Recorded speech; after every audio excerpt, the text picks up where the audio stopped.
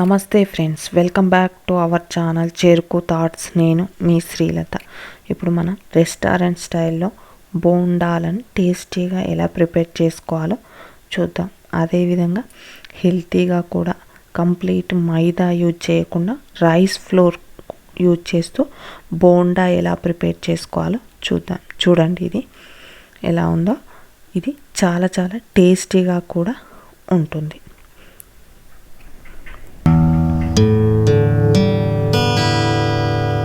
దీనికోసం నేను ఇక్కడ ఒక బౌల్ తీసుకొని 1 కప్పు మైదా పిండి, 1 కప్పు రైస్ ఫ్లోర్ బియ్యం పిండిని కూడా తీసుకుంటున్నాను. 1 కప్పు పెరుగును యాడ్ చేసుకొని కలుపుకుందాం. చూడండి, పెరుగు అనేది మనకు కంప్లీట్ సరిపోదండి. సో కొన్ని వాటర్ యాడ్ చేసుకుంటూ దీన్ని థిక్ పేస్ట్లా కలుపుకుందాం. బ్యాటర్ అనేది మనకు చిక్కగా ఉండాలండి. సో కొన్ని వాటర్ యాడ్ చేసుకుంటూ కలుపుకోండి. ఇలా మనం థిక్ పేస్ట్లా పిండిని కలుపుకొని ప్రిపేర్ చేసి ఉంచుకుందాం. 2 అవర్స్ రెస్ట్ ఇచ్చినా సరిపోతుందండి. లేకపోతే నైట్ కలుపుకొని మార్నింగ్ మనం టిఫిన్ ప్రిపేర్ చేసుకున్నా సరిపోతుంది. ఇలా చిక్కగా ఉండాలండి పేస్ట్. మరీ ఎక్కువ వాటర్ వేయకూడదు.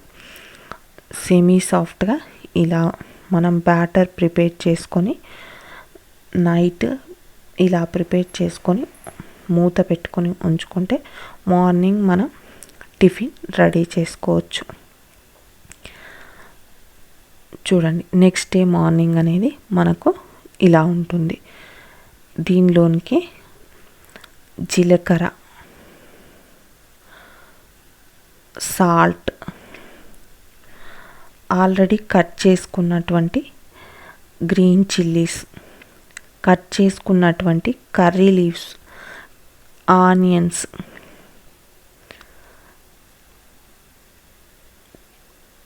ఏవైనా సన్నగా తరుక్కుంటే మంచిగా సెట్ అవుతాయండి. సో అన్నీ కూడా సన్నగా తరుక్కొని మాత్రమే వేసుకోవాలి.